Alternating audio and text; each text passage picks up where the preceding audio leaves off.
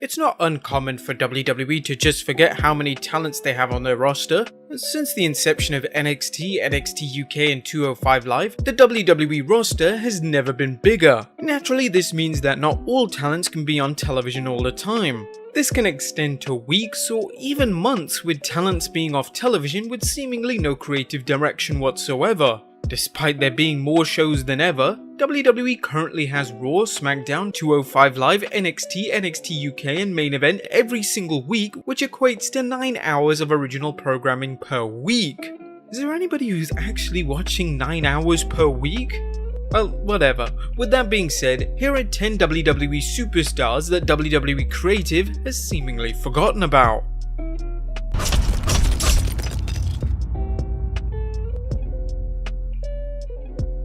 Number 1. Titus O'Neil. Titus O'Neil never seems to have any creative direction, mainly because he's never on television. Following the breakup of the popular tag team The Primetime Players and eventual release of Darren Young in 2017, he seemingly transitioned into more of an ambassador role for WWE, appearing at charity events on behalf of the company rather than being featured as an on-air character. In 2019, he would only wrestle 6 times across WWE programming. Most of these matches were segments involving the 24/7 title, so to even class them as actual matches is a stretch. It's quite interesting how the WWE Creative never has the desire to use the former tag champion in a featured role, as he's a decent worker and has a great personality that comes out well whenever he's used on WWE television. Number 2. Mickie James. Mickie James has attained this status as one of the greatest and most legendary women wrestlers of all time. Which begs the question, why have WWE seemingly done nothing with her since her return at the start of 2017? It was clear shortly after she returned that she was brought in simply to fill a spot on the roster and put over the newer, younger female talents. Whilst this is an important role to have, it's not really an appropriate usage of one of the most popular female talents of all time. In 2019, Mickie would only wrestle on television 1 time, and this was a losing effort in a tag match against Tamina and Nia Jax. There hasn't been any direction at all from WWE for her, which is no doubt a massive shame. Admittedly, an injury may have rendered out any plans that WWE had for the former women's champion, but the booking issues and creative mishaps have been in place ever since her return over 3.5 years ago. It's vital that WWE Creative realize what they have with Mickie and take full advantage of her talents before she retires and calls it a day in the ring. Number 3. Mansoor. Mansoor is a talent that creatives seemingly only want to use when WWE do one of their Saudi Arabian-based pay-per-views. He's attained extremely reputable wins over the likes of Cesaro and Dolph Ziggler at the Saudi shows, but none of these had any storylines going into them whatsoever and presented as something strictly for the Saudi people in attendance and not for those at home. Mansoor rarely ever is booked for NXT television, and this year he hasn't been booked on WWE television a single time outside of the Saudi events. This shows how the WWE creative team simply sees him as a novelty act who can be used in Saudi and that's it. They clearly have no desire to present him as anything beyond that, which is a shame as he clearly has a lot to offer. Number 4. Robert Roode. Robert Roode had an incredibly successful run in TNA where he portrayed all avenues of wrestling characters, from the top heel as a world champion to a more comedic, light-hearted side alongside James Storm in Beer Money. Therefore, on the surface, he should have been a talent that WWE Creative thrived on booking, and that hasn't really been the case. Following an NXT run which was well received and included a decent reign as NXT champion, Roode would move over to the SmackDown brand in 2017. Creative problems began here as he was presented as a babyface despite being NXT's top heel, so there was a natural disconnect from the very beginning. Roode would go for extended periods of time off television. He would have glimpses of success such as the US title run that lasted 3 weeks, a makeshift tag team with Chad Gable and Dolph Ziggler, but as soon as these ended, he would once again be off television as WWE Creative attempted to find something new for him. They've never seemingly understood what they have with Roode, which is a shame as he's one of the most talented all-round wrestlers they have in the entire company. Roode hasn't even wrestled since the Tag Team Elimination Chamber match. Number 5. Shelton Benjamin.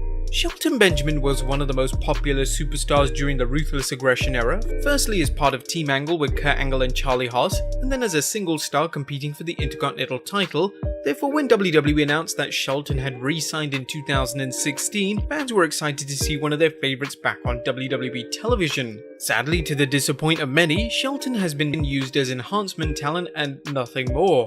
The last time he won a match on television was in September of 2018, nearly 2 years ago, and there's no signs of him getting any direction or even a meaningful match anytime soon. There might have been elements of creative direction for him, as his tag team with Chad Gable did have some legs, but they would never win the tag titles, and the team would ultimately disband in the annual Superstar Shakeup. They also had that brief gimmick of Shelton saying nothing during interviews. That was just seemingly dropped without any explanation. Things get worse as Shelton only wrestled 5 times on television, which just shows how WWE Creative either has nothing whatsoever for Shelton, or they forgot that they brought him back in 2016. Both possibilities are extremely disheartening. Number 6. Mojo Rawley. Mojo Rawley is actually someone who often has creative direction, but the creative direction is quickly dropped after their ideas are met with extremely poor reviews. Mojo initially had creative direction with Zack Ryder in NXT and then later in SmackDown Live as part of the Hype Bros. Once they would disband, Mojo would turn heel and would drop the Get Hype gimmick. However, he would soon be taken off television, as that was even failing to connect with the audience. Following over 6 months off television, WWE would air promos for Mojo where he would talk into a mirror with some bizarre pattern on his face, and this new version of Mojo would debut in early 2019 before the gimmick was instantly dropped as it was that poorly received. To be honest, we don't even think they gave it enough chance. WWE Creative would then have nothing for Mojo once again before they would write him in segments involving the 24/7 title before allowing Mojo to revert back to his hype persona to promote the involvement of Gronk as host of WrestleMania 36. Mojo is one of those rare cases where Creative often has plans for the talent, but the plans they have for the talent are so poor that they will die the moment they are presented on television. Number 7. Naomi. Naomi is without question the most athletic woman on the roster, but despite her athletic nature and fan popularity, Creative seemingly never has anything meaningful for Naomi to do on television. She often puts people over rather than being in featured feuds. Even when she had a run with the SmackDown Women's title in 2017, her only pay-per-view match before losing it was against Lana, which lasted just a minute. Fans were hoping that this would all change when she returned at the 2020 Royal Rumble, and her return was met with positive reviews and a post on social media that went viral as it contained a non-wrestling fan praising her and indicating that they wanted to watch wrestling just based off a small clip that involved Naomi's parkour skills during the Rumble. A push would commence shortly after the Rumble, as she would face Bayley at Super Showdown pay-per-view, but would fail to win, and likewise at WrestleMania 36. Since then, she would put over other women and once again has no creative direction, and it appears once again WWE Creative have either forgotten about her talents or simply have no desire to use the former women's champion in a meaningful capacity. Number 8. Bo Dallas. Bo Dallas had extremely strong creative direction when he was put on part of the NXT brand. He was NXT champion in a lengthy reign that was heavy on character work, which made for some extremely entertaining segments and matches. However, when Dallas would join the main roster in 2014, it was clear that WWE Creative were unsure as to what direction they should take with his character. He initially was booked to have an inspirational speaker-style gimmick, but this fell flat immediately. He was then booked to join the jobber stable, the Social Outcasts, alongside Heath Slater, Adam Rose, and Curtis Axel, but that seemingly didn't achieve anything for any of the men in the infamous stable. Dallas did find success as part of the Miz's heel stable, the Miz Taraj alongside Curtis Axel, and the duo would even go on to win the Raw Tag Team titles with Matt Hardy and Bray Wyatt on pay-per-view, but shortly after winning the titles, both men were taken off television as Creative clearly didn't have a clue what to do with them as champions. Dallas's last match on WWE television was in September 2019, and now that Curtis Axel has been released, it's unknown what Dallas's future holds in terms of creative direction. Number 9. Riddick Moss. Riddick Moss is mostly known for being used as enhancement talent in NXT, therefore it was actually a surprise to many when Moss would be called up to the main roster at the beginning of 2020. He would make his debut on Raw as Mojo Rawley's lackey. The partnership was met with mixed reviews as the audience had no idea who Moss was and why he was suddenly attached to Rawley. The partnership would quickly end in just 2 weeks after the team of Rawley and Moss lost to the Street Profits. Moss would then turn on Rawley and actually pin him to win the infamous 24/7 title. This was a shocking move as Moss had just gone from virtually unknown in the world of WWE to winning a title on WWE television in a matter of weeks.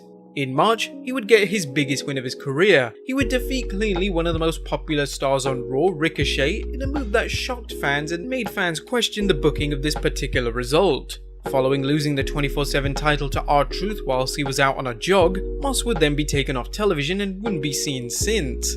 It's unknown why WWE called him up if they clearly didn't have any long-term plans for him, and in the wake of the global pandemic, it appears that WWE have completely forgotten about the former 24/7 champion. And number 10, Chad Gable. Chad Gable is one of the most gifted talents in the entire WWE. From his initial debut in NXT, Gable was heavily compared to Kurt Angle as Gable competed at the 2012 Olympics, so naturally fans expected big things from him.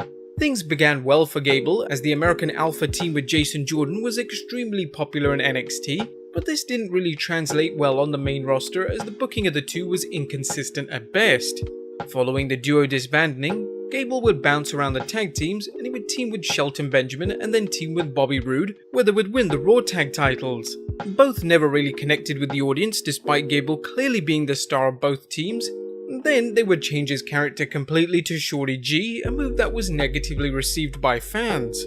Gable, or Shorty G, has only won once on television in 2020 and the gimmick has done absolutely nothing for him. It's clear the WWE has no idea what to do with him, and any ideas they have are either extremely lazy or are done to mock his height to no doubt make Vince McMahon laugh. Gable unfortunately hasn't appeared on television in over 3 months, and it appears that the creative team once again have run out of ideas for the former Olympian. But there you have it guys, 10 WWE superstars WWE creative has seemingly forgotten about. Is there any other wrestlers that WWE has forgotten about? Let us know in the comments down below, subscribe if you haven't already, follow us on Instagram and Twitter, and I'll see you next time with some more wrestling content.